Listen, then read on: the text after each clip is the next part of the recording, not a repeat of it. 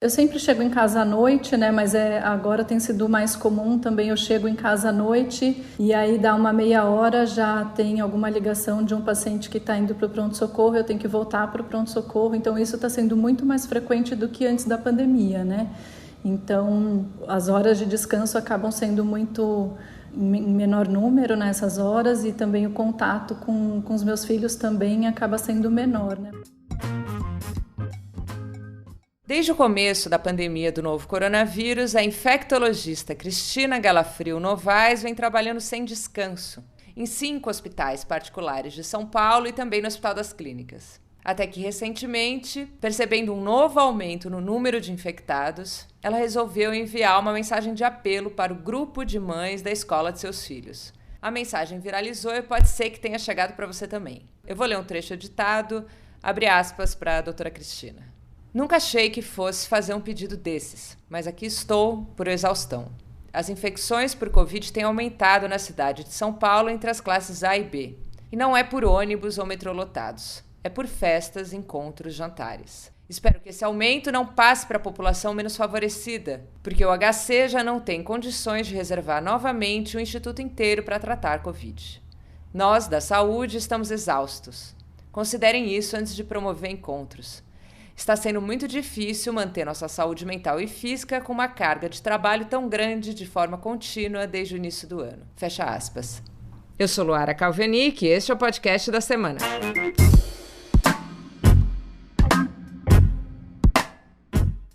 E o tema dessa semana na Gama é descanso. E com a doutora Cristina eu vou falar sobre a rotina dos médicos que desde o começo do ano não estão podendo descansar e sobre o futuro dessa pandemia. Escuta a nossa conversa. Doutora, saiu hoje no jornal que o número de internações relacionadas ao coronavírus voltou a subir na rede pública e privada de São Paulo, né? Onde tudo começou.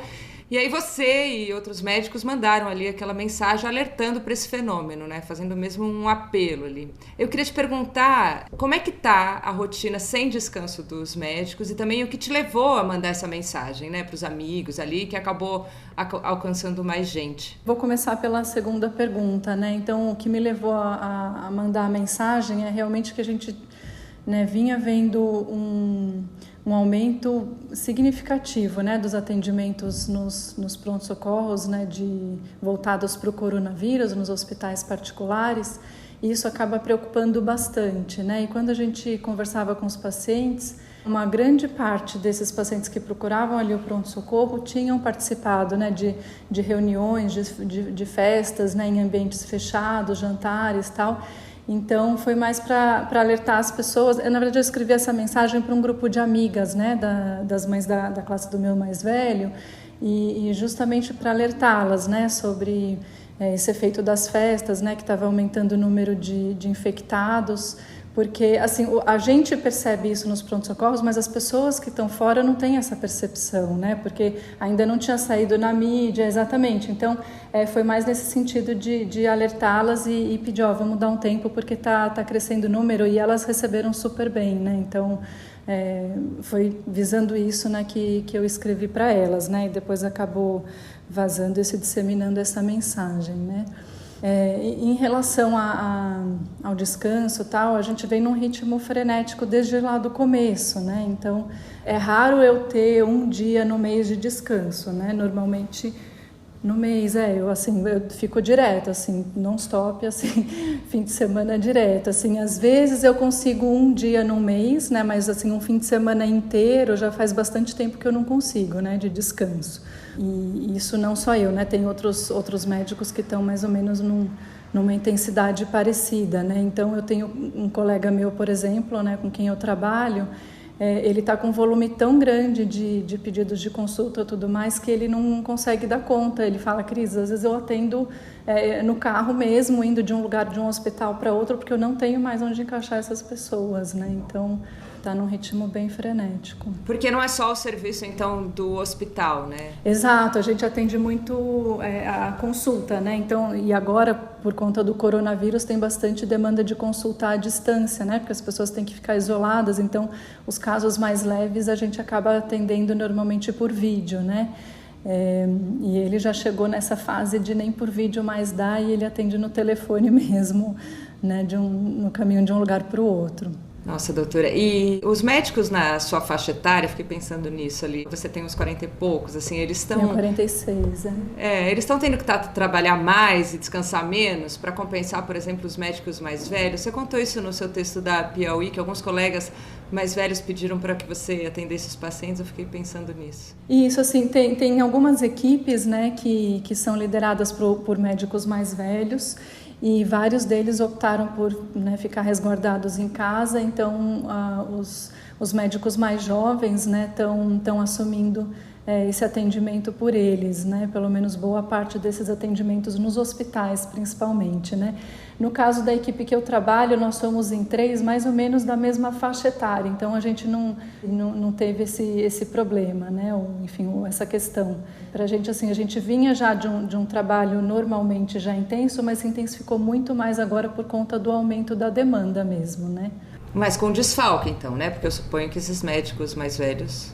Sim, outras equipes que têm esses médicos mais velhos, então tem esse desfalque, e volta e meia também, quando algum colega médico fica, né, com suspeita ou confirmação de coronavírus, então também precisa ficar afastado aí por 10 dias, né, ou às vezes é contactante de algum familiar que tenha suspeita de coronavírus, precisa se afastar durante 14 dias, então isso também acaba desfalcando bastante as equipes, né? E, doutora, eu queria falar muito mais, assim, dessa realidade dos médicos, até para as pessoas terem essa consciência ali. Além dessa sua única folga por mês, né? O que mudou na sua rotina ali, nas horas trabalhadas, na relação com seus filhos e com a família, assim, desde o início da pandemia? Eu tenho trabalhado mais tempo, né? É comum eu chegar em casa... Eu sempre chego em casa à noite, né? Mas agora tem sido mais comum também, eu chego em casa à noite e aí dá uma meia hora, já tem alguma ligação de um paciente que está indo para o pronto-socorro, eu tenho que voltar para o pronto-socorro, então isso está sendo muito mais frequente do que antes da pandemia, né?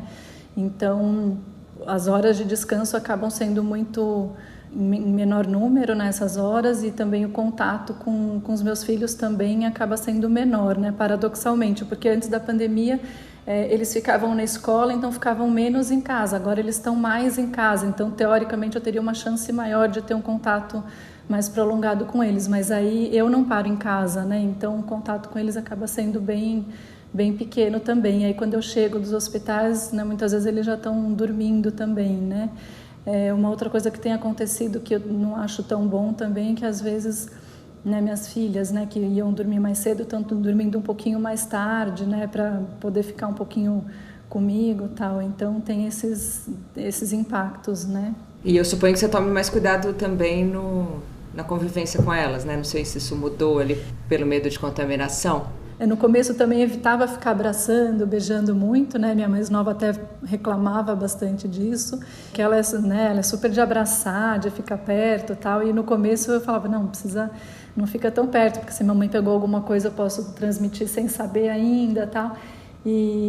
Mas assim não dá para manter isso durante muito tempo, né? É impossível. Então aí agora isso aí já está liberado. Beijo, abraço aqui dentro de casa já está liberado. Cansa um pouco de ficar o tempo inteiro alerta, sem descansar desse cuidado, né? As pessoas também estão cansadas de fazer quarentena e tudo mais, né? Mas o que você diria para essas pessoas agora que a gente vê esse aumento? Então, eu entendo muito, né, as pessoas, né, essa restrição, né, o sofrimento que essa restrição traz para essas pessoas, né, de ficar muito tempo dentro de casa, sem poder ver os amigos, sem poder ver os familiares, né, principalmente os familiares mais velhos. Mas assim, acho que o que dá para a gente dizer é que a gente foi aprendendo alguma coisa ao longo da epidemia sobre o modo de transmissão do vírus, né? Então, ele é um vírus que ele se transmite eu não tenho uma palavra em português para isso, mas em clusters, né? Então, em grupos, né? Então quando ficam grupos em ambientes fechados, o vírus circula mais fácil e se transmite ali mais fácil. Então, evitar essas situações, né? Mas não quer dizer que você não possa encontrar ninguém. A gente sabe que máscara, né? Se todo mundo usar máscara, a máscara protege. A gente sabe que em ambientes bem ventilados ou ao ar livre, essa transmissão cai drasticamente, né? A gente sabe que se a gente mantiver a distância das pessoas de 1,5 metro, 2 metros, essa transmissão também cai bastante, né? A higiene das mãos, evitar tocar no rosto, isso também é uma forma de proteção. Então, acho que se a gente usar essas ferramentas, a gente pode encontrar as pessoas queridas, né, que faz tempo que a gente não vê, tomando esses cuidados. Então, um exemplo que eu sempre dou, por exemplo, marcar um encontro com 2, 3 amigos numa praça, no parque, todo mundo de máscara e mantendo distância, né, dá para deixar aliviar um pouquinho essa pressão, né, de ter ficado muito tempo dentro de casa, sem colocar em risco a saúde de ninguém. Né? Acho que a gente precisa ir usando essas ferramentas para diminuir a transmissão, sem precisar ficar muito preso. Ótimo. E a partir do que você está vivendo desde março, né, do aumento até o pico, essa certa estabilização que a gente teve, agora essa retomada, como você projetaria os próximos meses ali? A gente pode falar já em segunda onda? Essa definição de segunda onda ou não é muito difícil. Talvez assim, os epidemiologistas consigam definir melhor, ou talvez a gente vá definir isso depois olhando para trás, né? Porque para mim é difícil ainda dizer se isso é uma segunda onda, já que a gente na verdade ainda nem saiu da primeira, ou se é uma intensificação, né, um novo pico da primeira onda, né, um repique, enfim. Mas fato é que isso vem aumentando agora, né, nas últimas semanas. Em relação aos próximos meses, como vai ser, vai depender muito da atitude que a gente tomar agora, né? Quanto mais a gente tomar esses cuidados de distanciamento, uso de máscara, tentar sair menos, né, do que a gente vem saindo agora, né, evitar festas, principalmente essas grandes aglomerações, e quando sair, encontros ao ar livre, não em ambientes fechados. Acho que quanto mais a gente aderir a essas medidas, e quanto mais gente também aderir a essas medidas, mais rápido a gente vai conseguir controlar essa nova subida que a gente está tendo de transmissão, né? Agora, se a gente continuar relaxado do jeito que está, a tendência é ir subindo, e aí vai demorar mais para a gente conseguir controlar. Então, eu acho que os próximos meses vai depender muito da atitude que a gente tomar agora. E quanto mais rápido a gente tomar essa atitude, mais rápido a gente vai conseguir controlar também, né? Se a gente demorar muito para aderir a essas medidas, né, depois, para controlar, a gente vai ficar um tempo grande também numa transmissão mais alta até conseguir controlar. E, doutora, uma pergunta não em relação aos médicos, mas ao próprio sistema de saúde. Ali nos hospitais públicos, a gente tem leitos fechados, e nos particulares, parece que pacientes que antes adiaram tratamentos ocupam os hospitais agora, né? Aí, falando de estrutura dos hospitais, assim, esses aumentos no número de infecções e de mortes te preocupa mais do que anteriormente, assim, falando em estrutura? Sem dúvida, porque no começo, né, a gente, quando começou a ver o aumento de casos, tal, os hospitais já reservavam os espaços e os hospitais para atendimento do coronavírus, né? Então, por exemplo, as cirurgias eletivas, que são aquelas que não têm urgência de acontecer, elas foram adiadas, né? Foram bloqueadas temporariamente, né? Em alguns hospitais públicos até parte do centro cirúrgico foi adaptada para UTI, foi o que aconteceu também no Hospital das Clínicas, né? E isso só foi possível justamente porque essas cirurgias eletivas foram adiadas, e agora, então a gente tinha um número de leitos maior, né? Um número mais disponível assim, de leitos. Agora o que acontece é que a gente está tendo as duas coisas ao mesmo tempo. Então essas cirurgias já há um tempo elas foram liberadas, até porque não dá para represar durante muito tempo, né? Por mais que seja uma cirurgia eletiva, é alguém que está precisando, em algum momento essa cirurgia vai ter que ser feita, então isso já foi liberado. E o cenário atual nos hospitais é que a gente tem esses leitos ocupados por patologias normais, né, comuns e pós-cirúrgico, e o coronavírus. Então, a margem de expansão de leito de coronavírus atualmente, assim, pelo menos a curto prazo, é menor. E eu não sei como que os hospitais vão fazer, se eles de novo vão bloquear cirurgias eletivas, mas mesmo que isso aconteça, tem que dar um tempo até que essas que foram feitas, os pacientes se recuperarem e poderem ter alta, então isso leva um tempo também, não é uma coisa tão imediata, né?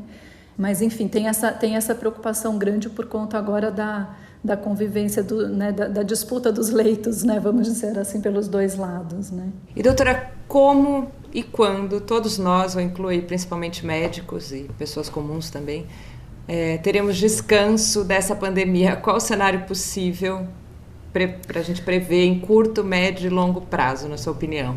Eu acho que vai demorar ainda um pouco, né? Porque a gente tem as vacinas em desenvolvimento, né? E por mais que a gente fique esperançoso, assim, quando a gente vê as notícias, né, de eficácia das vacinas e tudo mais, a gente tem que pensar que até finalizar a fase 3 das vacinas que estão mais adiantadas e essas doses serem produzidas em nível suficiente para a gente vacinar a população toda, né?